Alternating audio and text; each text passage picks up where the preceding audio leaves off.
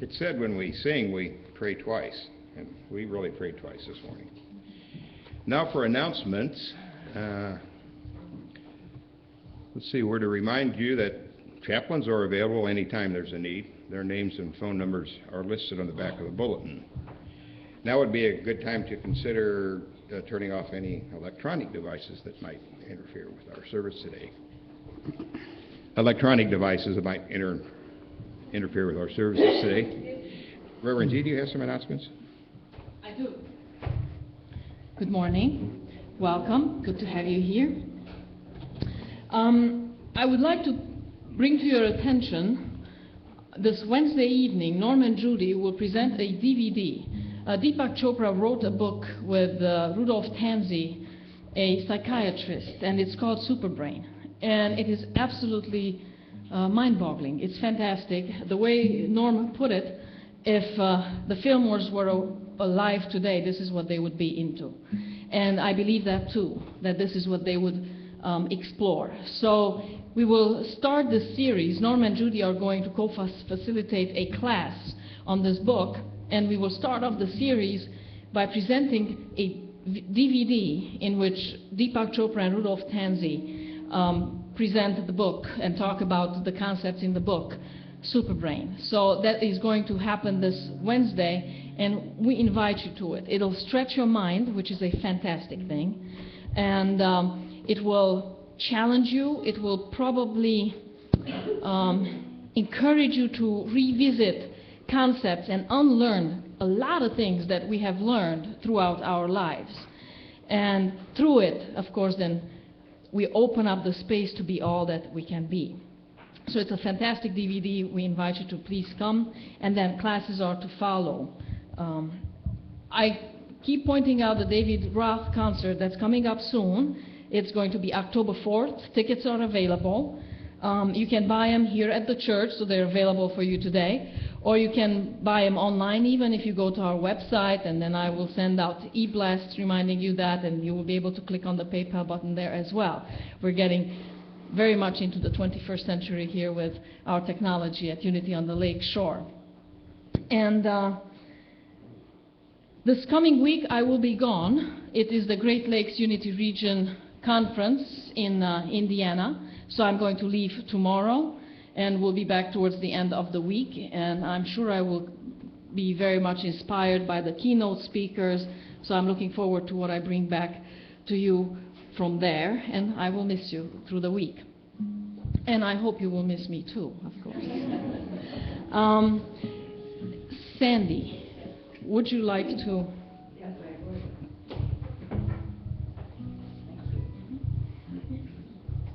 Good morning. Good morning. I'd like to give you an update where we're at with our sending Romanian children to school, because we only have today and next Sunday to raise funds to send some more kids to school. Right now, we have enough to send 2 children to school for a year. And I am so grateful to those of you who have contributed to this, and those kids will be too. You know, they've been running the school for a while, and they've been doing it long enough that we know that these kids, when they get this start, that they stay in school. And you know what that means. Well, who knows? They could be the next, just what this world needs.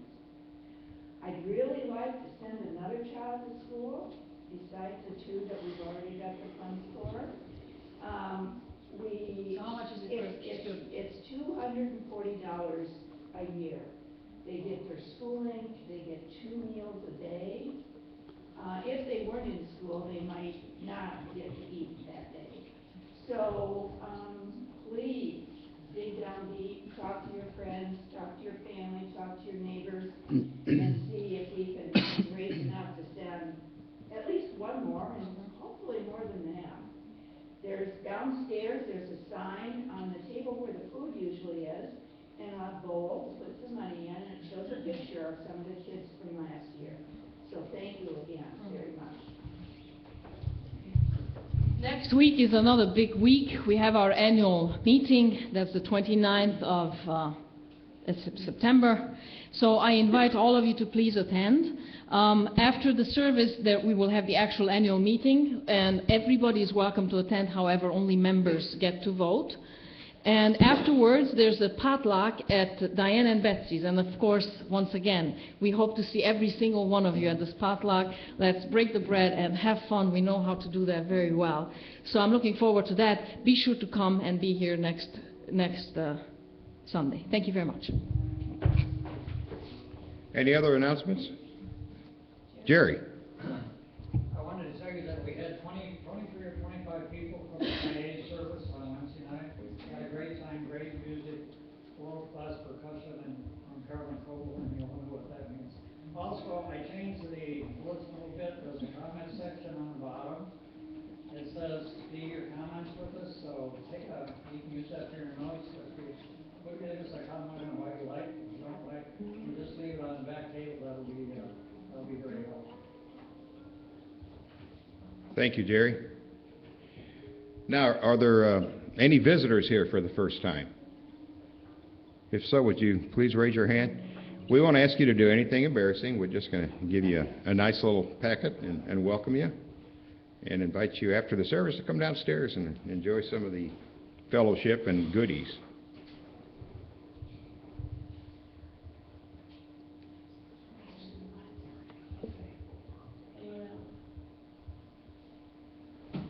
And now we will have special music by Chris. Thank you.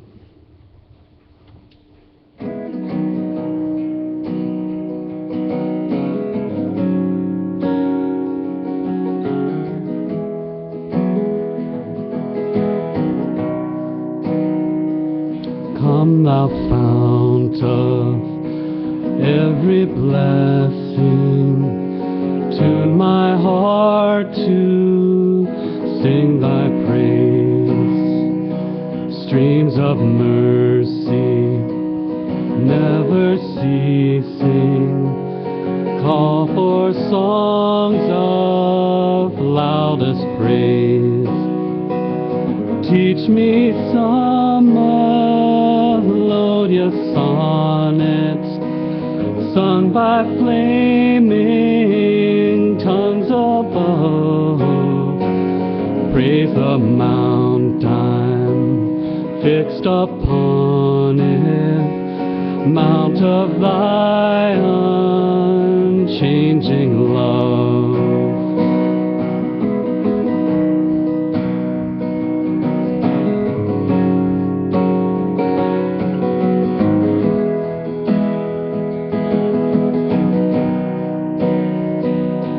Here I raise my Ebenezer, here there by thy help I come, and I hope by thy good pleasure safely to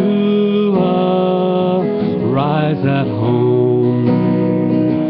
Jesus sought me when a stranger, wandering from the fold of God, He to rescue me to danger, interposed His precious love.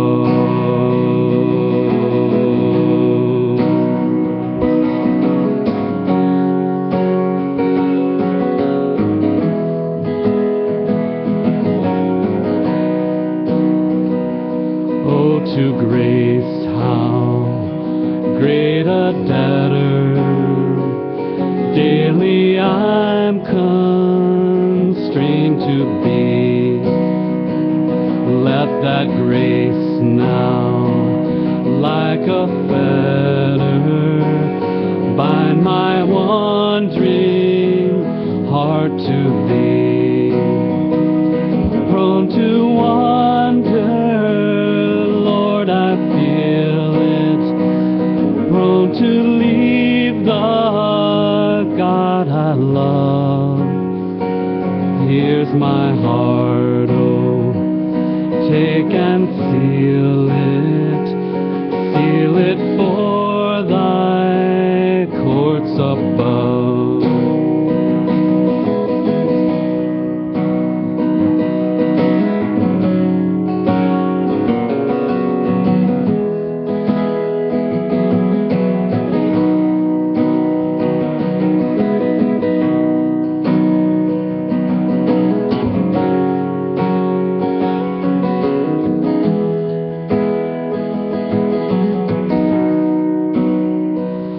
Come thou fount of every blessing, tune my heart to sing thy grace. Streams of mercy, never ceasing, call for songs of loudest praise. Oh, teach me some melodious sonnet, sung by flaming tongues above.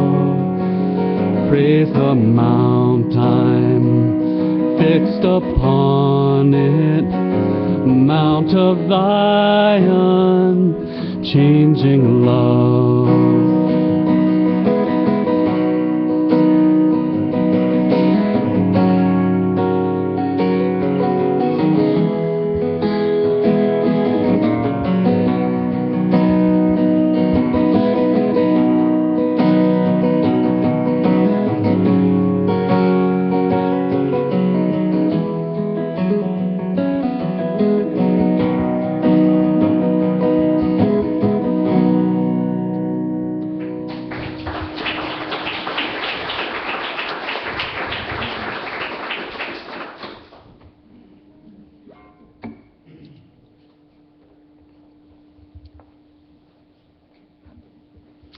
Well, you are the legitimate Christ.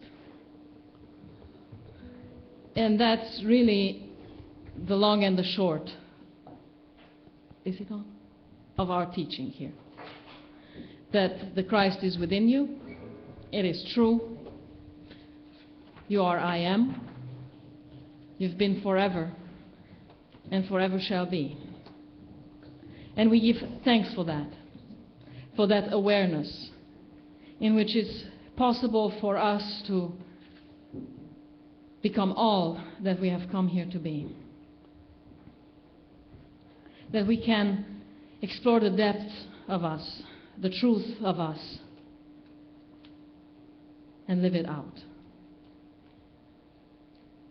And so we get in touch with love, with our nature, and in it we hold each other.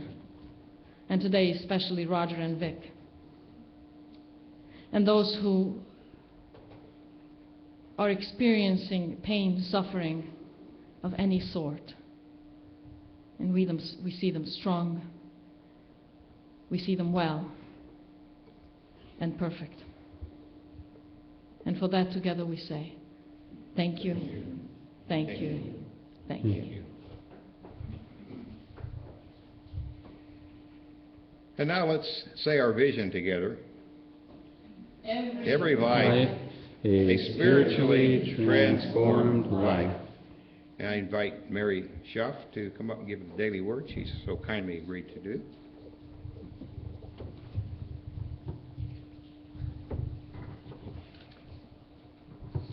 This morning, the title of our daily word is Turning Point. Today is my turning point, and now is my moment. Every moment brings an opportunity to experience life anew. Every day carries the potential for transformation and growth, for adopting a fresh perspective, making it a different choice, or taking a new path. I choose to make today a turning point day. Whether the changes I make are large or small, each one propels my growth. I discover more about myself and how Spirit works in and through me, and how to express my divine nature in meaningful ways. As I connect with Spirit within, I know I am supported in every way. I step out in faith to experience life more fully. I am confident and excited as I venture into new territory and embrace this turning point in my life. And we could probably all sing together the Bible verse for this morning. For everything there is a season and a time for every matter after heaven. Ecclesiastes 3:1.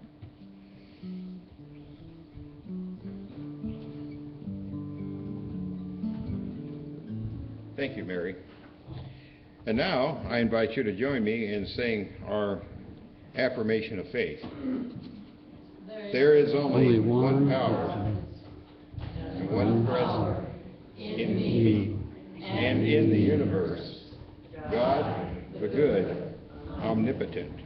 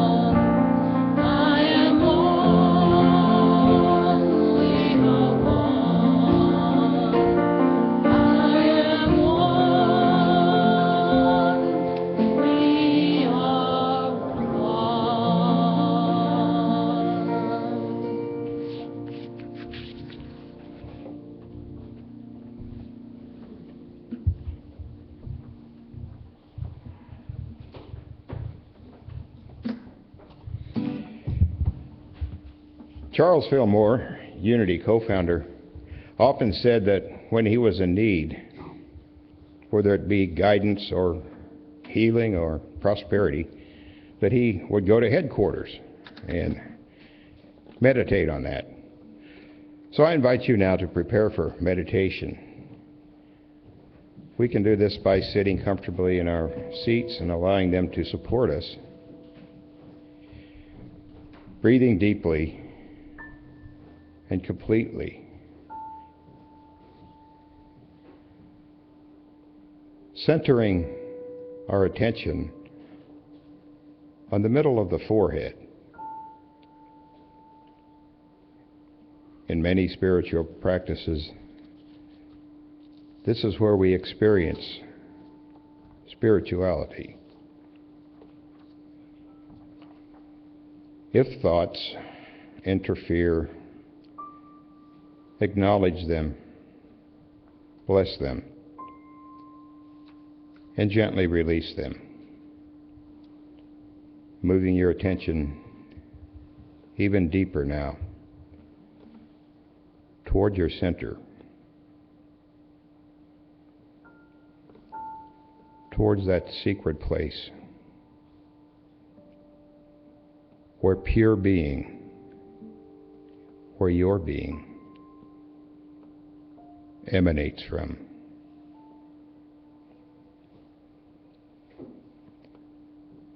In this place, there is peace, there is grace,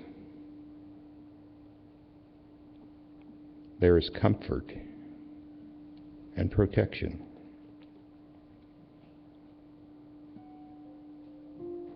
This indeed is the realm of pure potential. Limitless potential exists. We can access this realm in the silence. In the silence.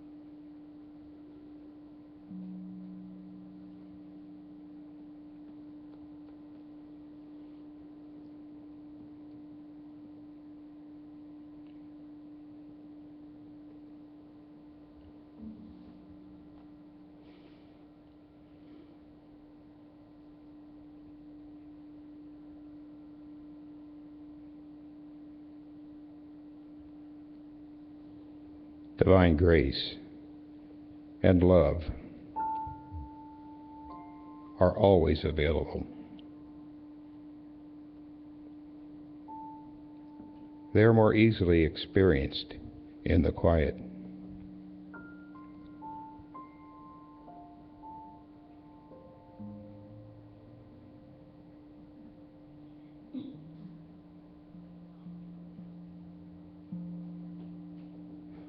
We are grateful for this energy, for this peace. And now let's gently return our attention here to this sanctuary. Take a nice cleansing deep breath or two. And when you're ready, open your eyes.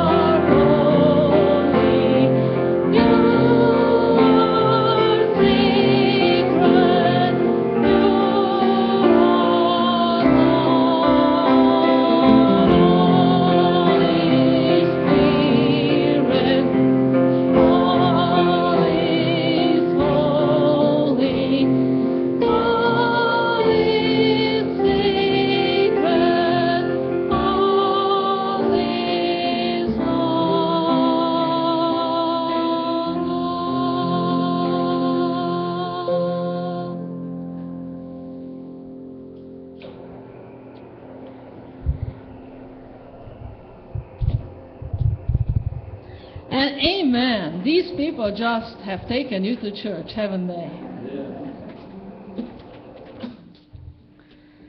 Thank you so much for contributing to this wonderful, uplifting experience every single Sunday. It goes so much into it, so much care, love, dedication. And I thank you, Suzanne, for picking the right songs, and Chris for ducking under instruments to honor our tiny space, but lovely space, and Jason for giving us the rhythm, and Martin for doing your best Roger impersonation. You did good. And for leading us in meditation. That always ministers to me. I'm grateful for that. Thank you, Mary, for reading the daily word. For Diane and Betsy welcoming us, even though Diane has a terrible neck ache. And Dave, back there on AV, thank you. Who provided the food today? You guys, Diane and Betsy, and Marie? Not Marie, Diane and Betsy. Thank you very much. So be sure to stop downstairs. It's going to be good. It always is. In 1986, the Challenger went down, and a psychologist the next day gathered a large group of people and asked them to write down in minute details everything that they remembered from the day before when the Challenger did go down. You know, these are traumatic experiences. Usually we all have a recollection. Probably you know where you were that day when the Challenger went down, and you know what happened. So that's what these people did. They wrote it down in great detail. And then 3 years later, the same psychologist gathered the same group and then had them write down again in details everything that happened the day that the Challenger went down. And they compared the memories, and less than 7% of the people were able to recall exactly what happened the day that the Challenger went down. That's 3 years later only. Less than 7% of the people were able to recall exactly. And 2/3 of the people were wrong on just about every single detail. And this is their papers, their memories, compared to their own memories.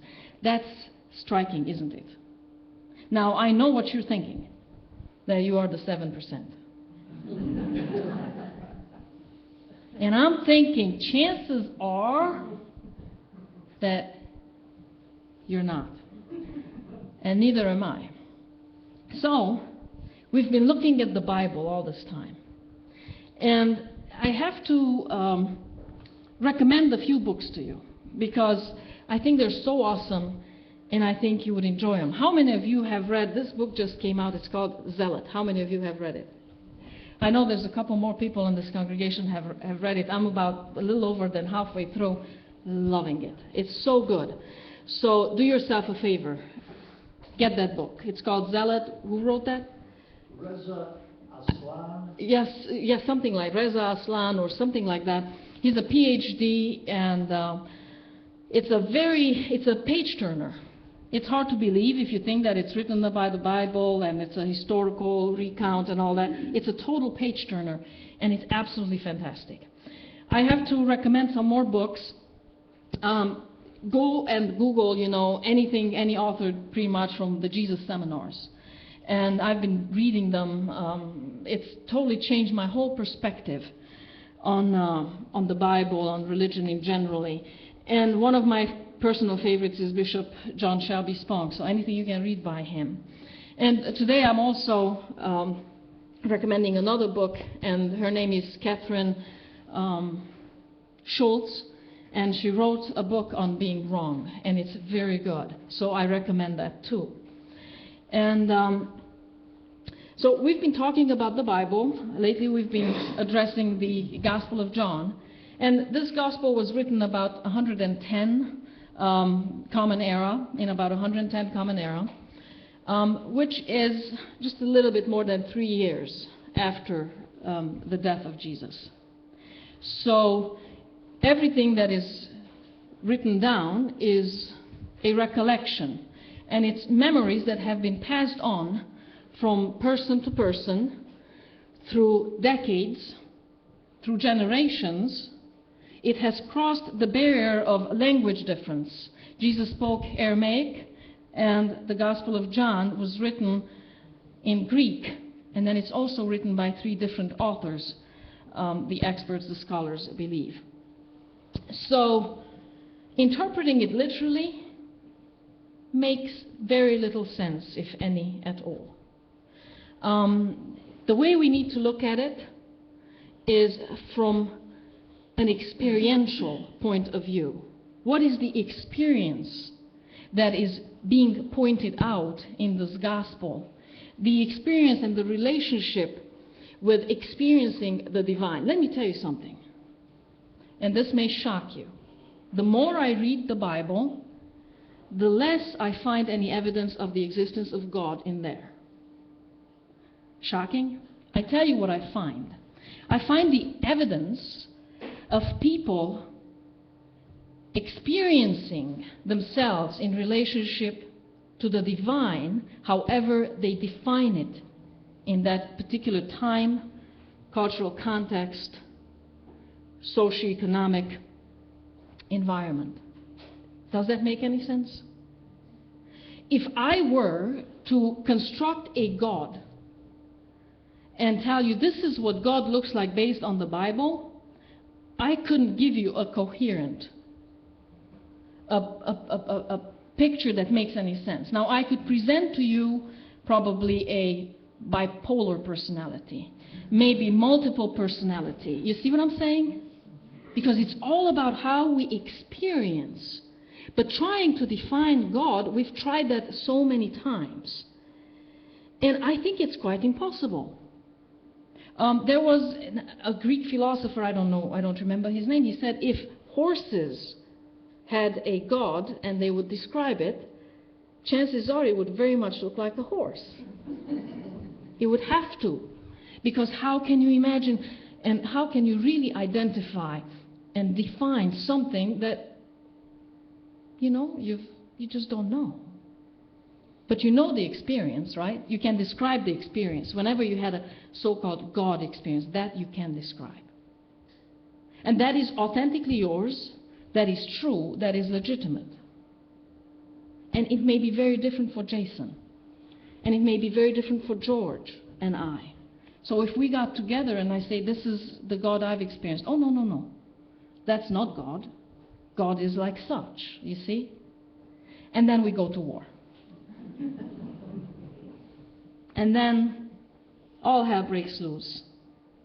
And we establish denominations and different faiths, and we keep splitting and splitting and splitting over our differences because we get locked into a place where there's no longer common ground. You see, when we stand in conflict, completely locked in it, we lose common ground. And when we lose common ground, we each have to go our own separate ways. And if we're lucky, we didn't kill each other in the process. Being wrong is our relationship with being wrong is very strange. And usually, the reason we make it so difficult is because we created the story that being wrong is bad. Being wrong is absolutely bad. If you are wrong, you've made a mistake, you're not a good enough mother. You're not a good enough minister. You're not a good enough father. You're not a good enough professional. You know, professionals don't make mistakes. So the mind starts believing a lie that it's bad to be wrong. And so we defend then against wrongness. We can't not be wrong, so we just go on denying it. That's what the mind works out. Because, you see, we have a contract with the ego. And that is that the ego says, okay, kiddo, the one thing we have, the deal we have here, that we're never wrong. We're always right. We always have the upper hand.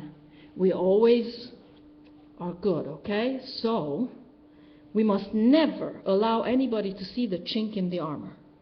That we need to cover up. So, let me ask you a question. How do you feel when you're right? And feel free to interact with me. What does that feel like to be right? It feels good, right? It feels empowering, right? I'm right. I know I'm right. Now, what does it feel like to be wrong? Not so good. Humbling. This? Stupid. It feels stupid. Who wants to be wrong if that's how it feels like? Except that is an answer to a different question. That is the answer to how does it feel like to realize that you're wrong. Because there is a gap between being wrong and realizing that you're wrong. And this Catherine Schultz used this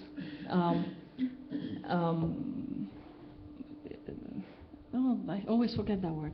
Well, it's a little example. And she brought that example from the cartoons, you know, where you have the roadrunner. And the stupid coyote is always chasing the roadrunner and never catches the roadrunner.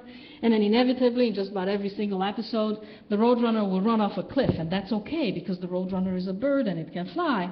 But the coyote runs off the cliff as well and just runs after the roadrunner. And it's okay, too, if he's running on thin air until he looks down. And he realizes, oh my goodness, I'm running on thin air. And that's when he falls. And that's exactly the same way with being wrong. We've been wrong for a while. We just didn't know it. And when we feel stupid, when we feel disempowered and bad, that's when we've realized it, that we've been wrong. But what we need to remember, that we have been wrong for a while. We've been running on thin air for some time. So, living and giving ourselves and everyone else the benefit of the doubt seems to make sense. But we don't. We don't because we have to deal with the ego. Kiddo, we're never wrong. And if we're wrong, and even if we realized it, we'll do all kinds of mental gymnastics to explain why that being wrong after all was good somehow. Have you ever done that? Well, if you've been in a relationship, chances are your partner did it, even if you didn't, right? So, you see, that's why it's so difficult then when a guy comes and says, I am the light of the world. I am the living water. Whoever drinks will never be thirsty again. What do you mean? You are that Jesus from Galilee. You are the son of Mary. What do you mean? What is this high horse all of a sudden you think you are finding yourself on? I know exactly who you are, and I'm right about that. And I know that I'm right about that. You see? And then the same way goes the self-doubt as well. Today I said that you are the Christ. How many of you really cringe when you hear that? How true is it? I mean, we're used to hearing that here at Unity, aren't we?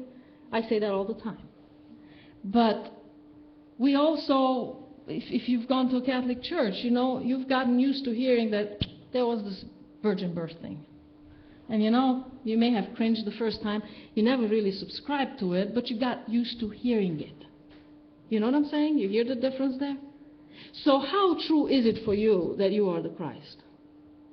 When you know who you are, you know all the mistakes you've done, right, in life.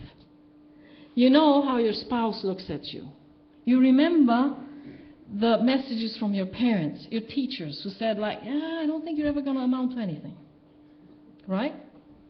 Or the contrary, your teachers who said that, wow, you're going to make it, and you still keep waiting for it, you know, looking like, when?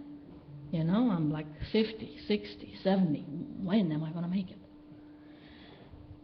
So you know who you are, and you're right. So how can I possibly be that Christ?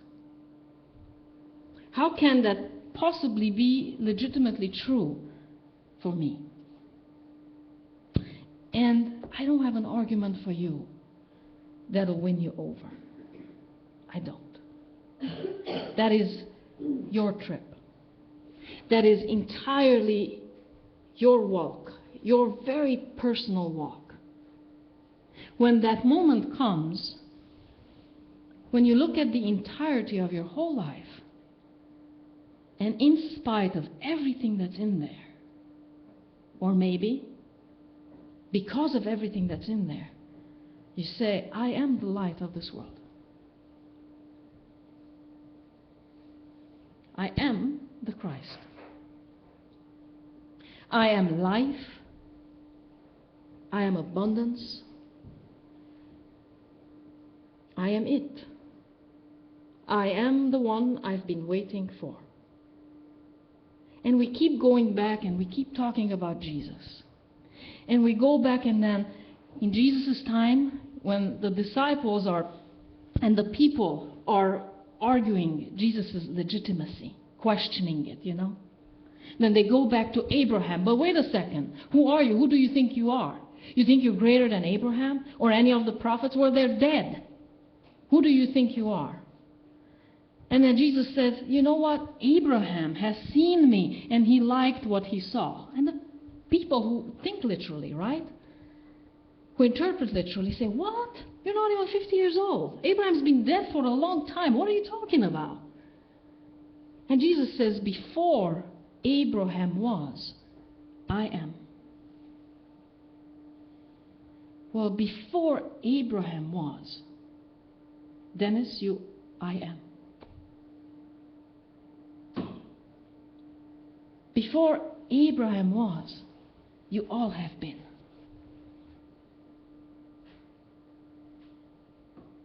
So, you know, I think sometimes we hide behind looking at all the pious lives, the ones that have been acknowledged as legitimate in the religious writings, and I don't care if it's Christian or not. It doesn't matter to me. But I think by focusing on them, we give ourselves that space to escape identifying with who we are. By having to claim it that I am.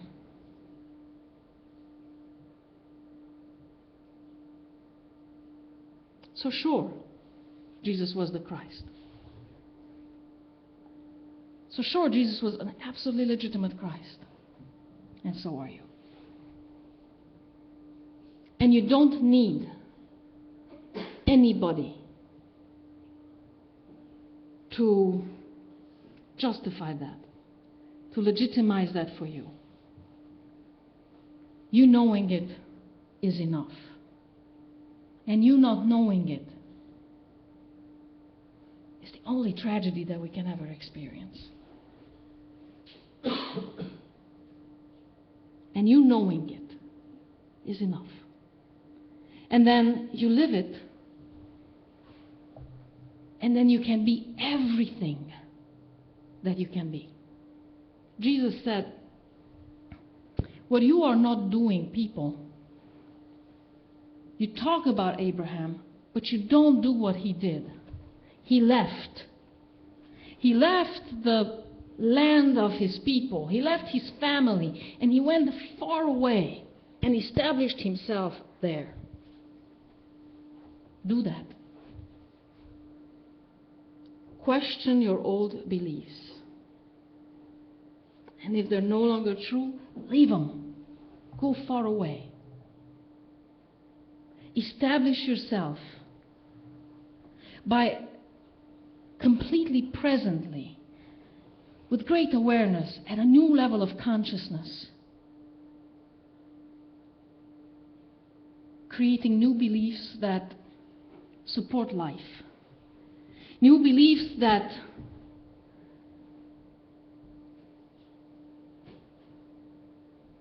do away with separation. There is no separation. The Syrians and we are one. Contrary to popular beliefs and everything that is manifested today in the political life, Republicans and Democrats are one.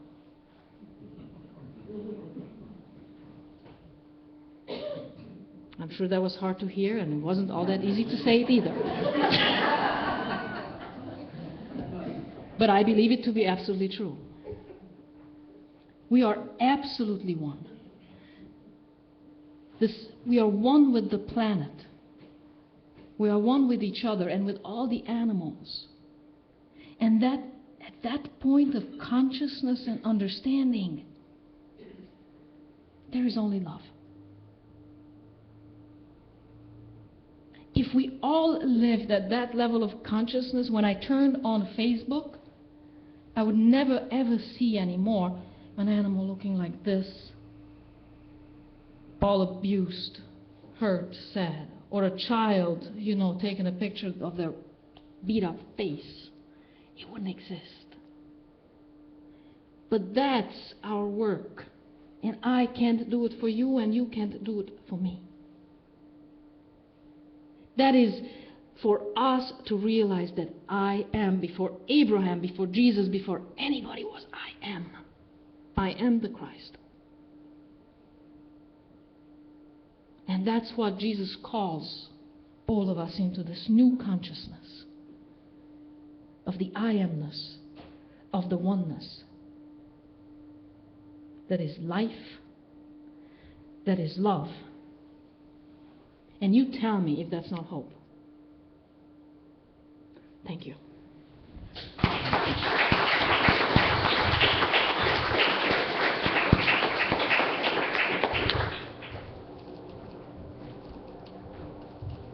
Thank you, Reverend G, for an inspiring message. And now is opportunity time. Opportunity to express that abundance that we believe. I invite you to join in sing our prosperity statement. Divine love through me blesses and multiplies all that I am, all that I have, all that I give, and all that I receive. I am grateful.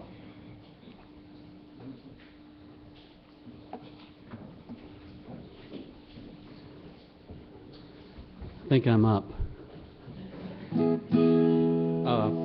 This is a song. This is a song that nobody really knows anything about, and I like it because it's. I do like it because it has the idea of promise and joy and pure fulfillment in it, and I will use inclusive language, anthropomorphic pronouns, instead of the ones that are normally in there, if I can remember to do that, because I've played it probably 1,000 times with just Father, but I'm going to put Mother in there too. Sweet by and by.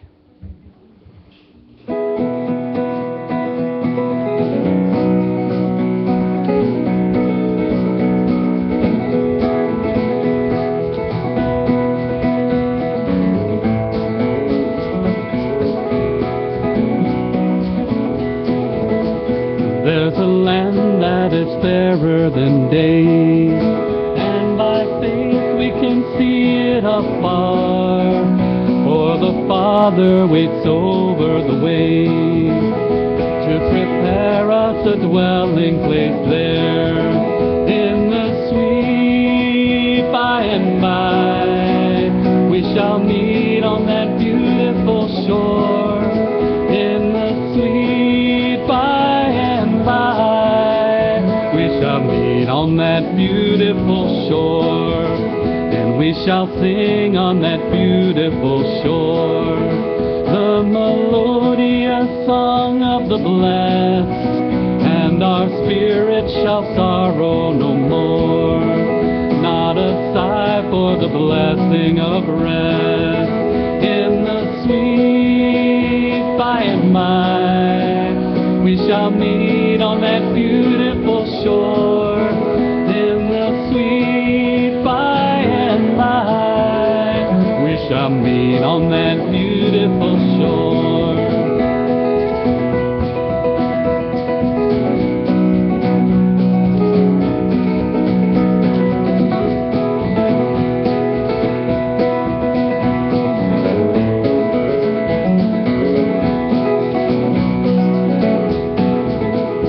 To our bountiful Mother above, we will offer our tribute of praise for the glorious gift of her love and the blessings that hallow our days in the sweet by and by. We shall meet on that beautiful shore in the sweet by and by. We shall meet on that beautiful shore in the sweet by and by. We shall meet on that beautiful shore in the sweet by and by. We shall meet on that beautiful shore.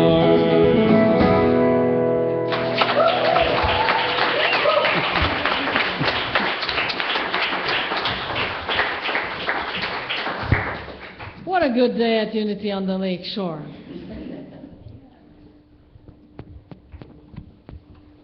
I am having hearing issues today. Yeah. Oh, we have so much gratitude and joy in our hearts, and it's good for us to be together and to participate in a vibrant life together, supporting each other every way we know how to. And for that, together we say, thank you, thank you, thank you. And now let us say the prayer of protection followed by the peace song.